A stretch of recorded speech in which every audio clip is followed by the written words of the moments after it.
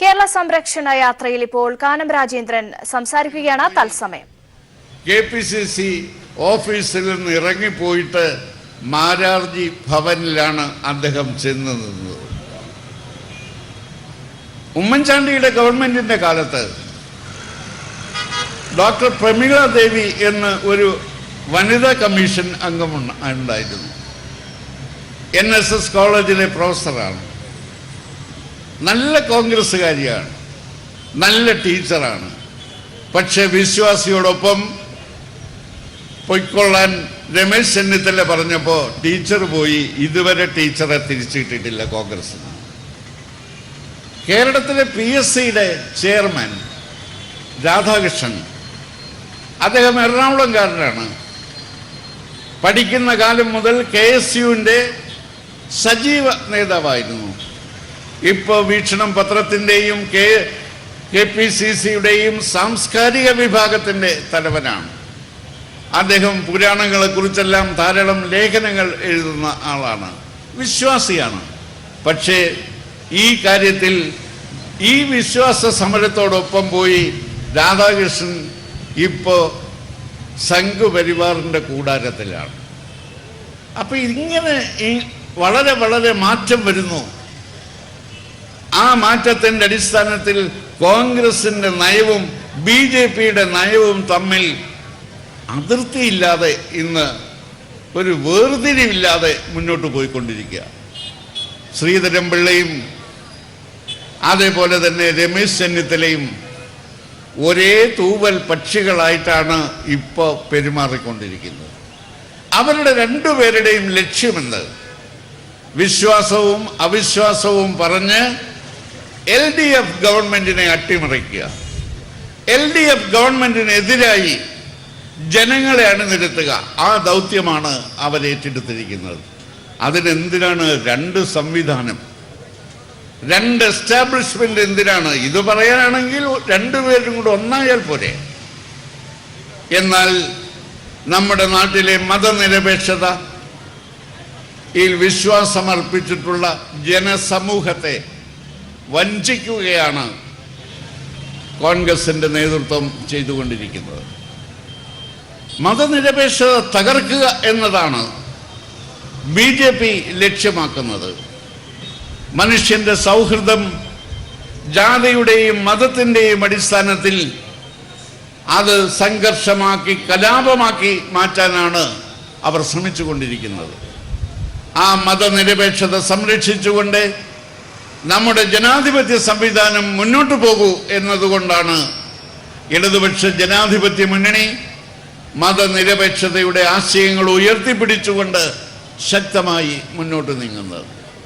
വർഗീയതയെ എതിർക്കാൻ ഈ കേരളത്തിൻ്റെ മണ്ണിൽ മതനിരപേക്ഷത ഉയർത്തിപ്പിടിക്കാൻ LDFനല്ലാതെ ആർക്കാണ് കഴിയുക? കോൺഗ്രസ്സുകാർ പറയുന്നത് ഞങ്ങളാണ് ബദൽ. എന്തു ബദൽ? ഒരു ബദലുമില്ല. ഈ ശക്തികൾക്കെതിരെ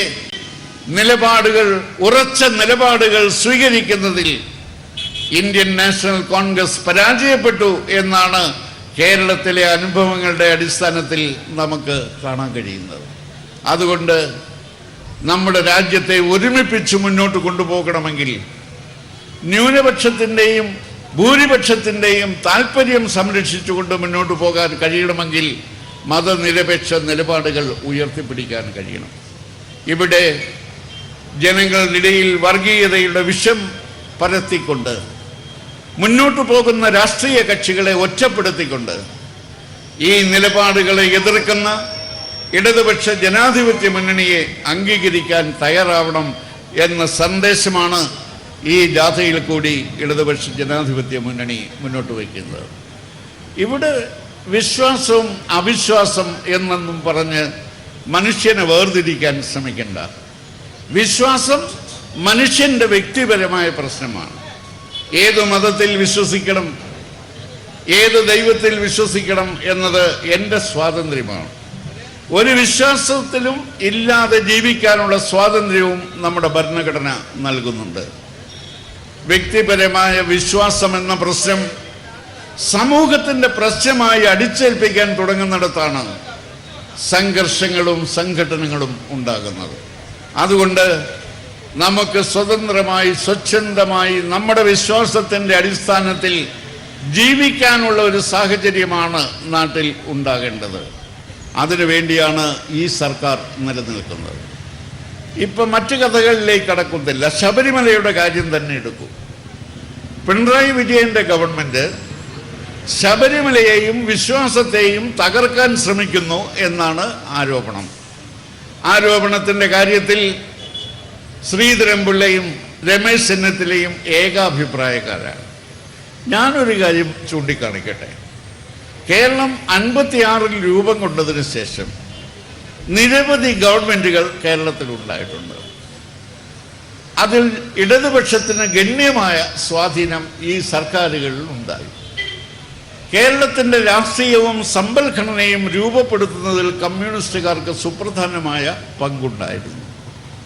അങ്ങനെ കേരളത്തിൽ ഇതുവരെ ഉണ്ടായിട്ടുള്ള ഗവൺമെൻറ്റുമായി തട്ടിച്ചു നോക്കുമ്പോൾ 2019-20 കേരളത്തിലെ അവതരിപ്പിച്ച ബഡ്ജറ്റിൽ ശബരിമലയുടെ വികസനത്തിന് വേണ്ടി നീക്കിവെച്ച പണം റെക്കോർഡ് തുകയാണ് എന്ന് കാണാൻ കഴിയും.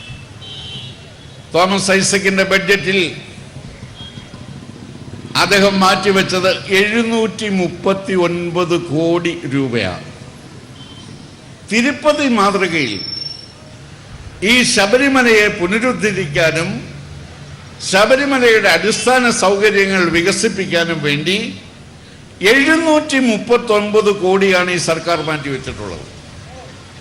ഒരു സർക്കാരും അത്രയും തുക മാറ്റിവെച്ചിട്ടില്ല. അപ്പൊ വിശ്വാസത്തിലില്ലാത്ത സർക്കാരാണ് വിശ്വാസികൾക്ക് വേണ്ടി ഏറ്റവും നല്ല കാര്യങ്ങൾ ചെയ്യുന്നത്. എൻ്റെ സ്നേഹിതൻ ശ്രീ ഉമ്മൻചാണ്ടി അദ്ദേഹം മുഖ്യമന്ത്രിയായിരുന്നപ്പോൾ ശബരിമലയ്ക്ക് വേണ്ടി മാറ്റിവെച്ചത് 47 കോടി രൂപയാണ് എന്ന് ഞാൻ ഓർപ്പിക്കുന്നു. അതെവിടെ? 739 കോടി എവിടെ? സംഘപരിവാറിൻ്റെ പ്രചരണം കേരളത്തിൽ വിഷലിപ്തമായ പ്രചരണമായിരുന്നു. എന്താ അവർ പറഞ്ഞുകൊണ്ടിരുന്നത്? അവർ പറഞ്ഞു, ഹിന്ദു ക്ഷേത്രത്തിലെ ഭണ്ഡാരത്തിലെ പണം മുഴുവൻ സർക്കാർ അടിച്ചു മാറ്റിക്കൊണ്ടിരിക്കുകയാണ്. അവർ പറഞ്ഞു, നിങ്ങൾ നോക്കൂ, പാവപ്പെട്ട ഹിന്ദുക്കൾ നോക്കൂ, മുസ്ലിം പള്ളിയിലെ പണം എടുക്കാൻ സർക്കാരിനെ അനുവദിക്കോ? ക്രിസ്തീയ ദേവാലയങ്ങളുടെ പണം എടുക്കാൻ സർക്കാരിനെ അനുവദിക്കുന്നു. ഹിന്ദുക്കൾക്ക് ചോദിക്കാനും പറയാനും ആളില്ലാത്തത് കൊണ്ട് നമ്മുടെ അമ്പലങ്ങളിലെ കാശെല്ലാം സർക്കാർ എടുത്തുകൊണ്ട് പോവുകയാണ്.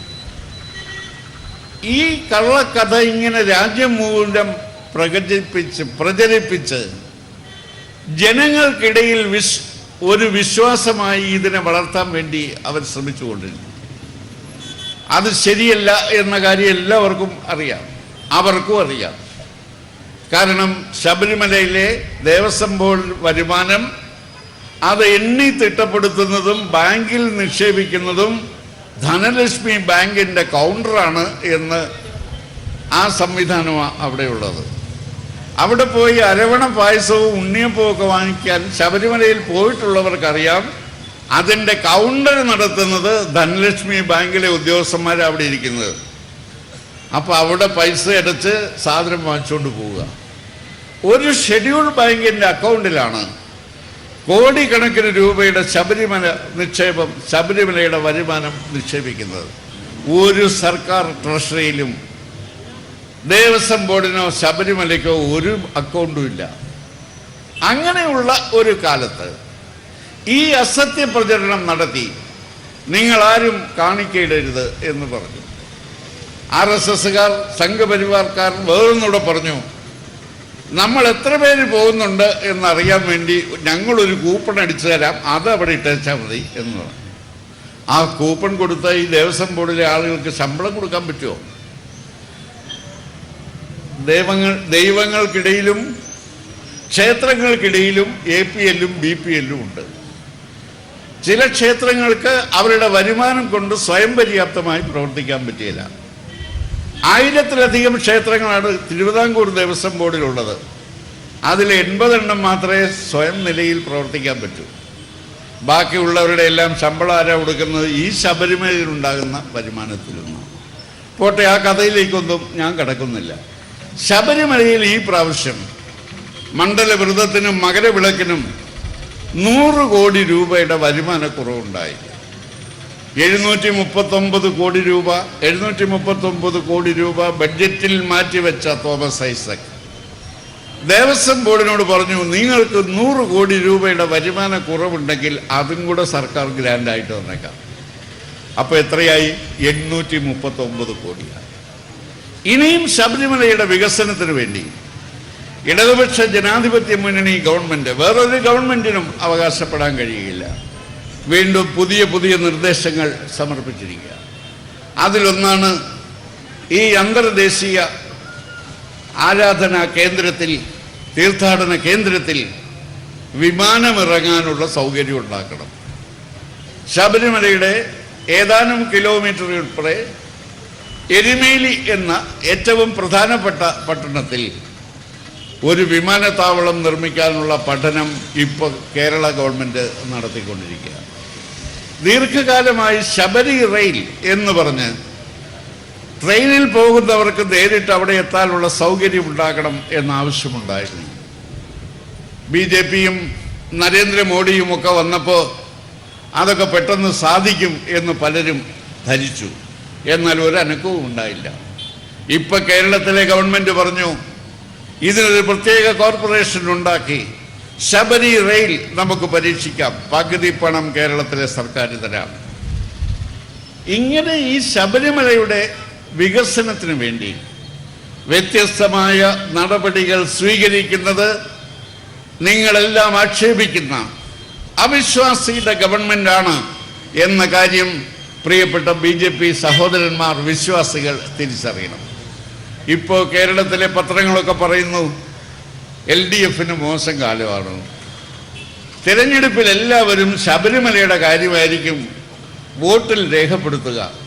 5 വർഷക്കാലം നമ്മൾ അനുഭവിച്ച ഈ ദുരിതമൊന്നും ആരും മറക്കുകയില്ല എന്ന കാര്യത്തിൽ എനിക്ക് ഉറപ്പുണ്ടെങ്കിലും മാധ്യമങ്ങൾ അവരുടെ സർവേ പറയുന്നത് എല്ലാം ശബരിമലയിൽ കേന്ദ്രീകരിക്കും. ഞാൻ അവരോട് ഒരു കാര്യം മാത്രം പറയട്ടെ. ശബരിമല സമരം കത്തി നിൽക്കാൻ തുടങ്ങിയതിന് ശേഷം 2 ഉപതെരഞ്ഞെടുപ്പ് തദ്ദേശ സ്വയംഭരണ സ്ഥാപനങ്ങളിൽ നടന്നു. ഒന്ന് അവിടെ സമരം മൂത്ത് നിൽക്കുന്ന സമയത്ത്, അതിലും ജയിച്ചത് കേരളത്തിൽ ഭൂരിപക്ഷം സീറ്റുകളിൽ ജയിച്ചത് LDF ആണ്. കോൺഗ്രസിൻ്റെയും BJPയുടെയും കൈവശമുള്ള സീറ്റുകൾ LDF പിടിച്ചെടുത്തു. ഇപ്പോൾ ഈ സർവേ വന്നതിന് ശേഷം തദ്ദേശ സ്വയംഭരണ സ്ഥാപനങ്ങളിലെ ജനങ്ങളുടെ സർവേ വന്നു.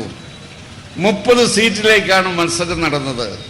16 സീറ്റ് LDF ജയിച്ചു, 12 സീറ്റ് UDF ജയിച്ചു. നെറ്റിയിൽ പോറാൻ ഒരു സീറ്റ് പോലും BJPക്ക് കിട്ടിയില്ല. അപ്പൊ കേരളത്തിലെ ജനങ്ങളുടെ മതനിരപേക്ഷമായ മനസ്സിനെ ആകർഷിക്കാനോ നിങ്ങൾ ചെയ്യുന്ന നടപടി ശരിയാണ് എന്ന് അവരെ കൊണ്ട് പറയിക്കാനോ പ്രതിപക്ഷത്തിന് കഴിഞ്ഞിട്ടില്ല എന്നാണ് ഇത് ചൂണ്ടിക്കാണിക്കുന്നത്. കേരളത്തിലെ ജനങ്ങൾ ജനപക്ഷ നിലപാടുകൾ സ്വീകരിക്കുന്ന ഇടതുപക്ഷ ജനാധിപത്യ മുന്നണിയോടൊപ്പമാണ്. കഴിഞ്ഞ 1000 ദിവസക്കാലം ഈ സംസ്ഥാനത്ത് ഈ ഗവൺമെൻറ് നടപ്പിലാക്കിയ പ്രവർത്തനങ്ങൾ അത് വീണ്ടും വീണ്ടും ജനങ്ങളുടെ പ്രതീക്ഷ വർദ്ധിപ്പിക്കുന്നുണ്ട് എന്നതാണ് സത്യം. കേരളത്തിൻ്റെ വികസനത്തിനും പുരോഗതിക്കും വേണ്ടി വിപുലമായ പദ്ധതികളാണ് ഈ 1000 ദിവസം പൂർത്തിയായ LDF ഗവൺമെൻറ് മറ്റൊരു1000 പദ്ധതികളാണ് മുന്നോട്ട് വയ്ക്കുന്നത്. അതിൻ്റെ ഫലമായി നമ്മുടെ നാടിൻ്റെ വികസനവും പുരോഗതിയും ശക്തമായി മുന്നോട്ട് പോകാൻ ഒരു പുതിയ അന്തരീക്ഷം നമുക്കിവിടെ ഉണ്ടാക്കിയെടുക്കാൻ കഴിയും എന്നാണ് പ്രതീക്ഷിക്കുന്നത്. ദീർഘമായി പ്രസംഗിക്കുന്നില്ല. ഇനിയും 2 സമ്മേളനങ്ങൾ കൂടി എത്തിച്ചേരാനുണ്ട്. ഈ സന്ദേശവുമായിട്ടാണ് 2 കേരള സംരക്ഷണ യാത്രകൾ കേരളത്തിലുടനീളം പര്യടനം നടത്തുന്നത്. ഈ പ്രചരണ ജാഥയ്ക്ക്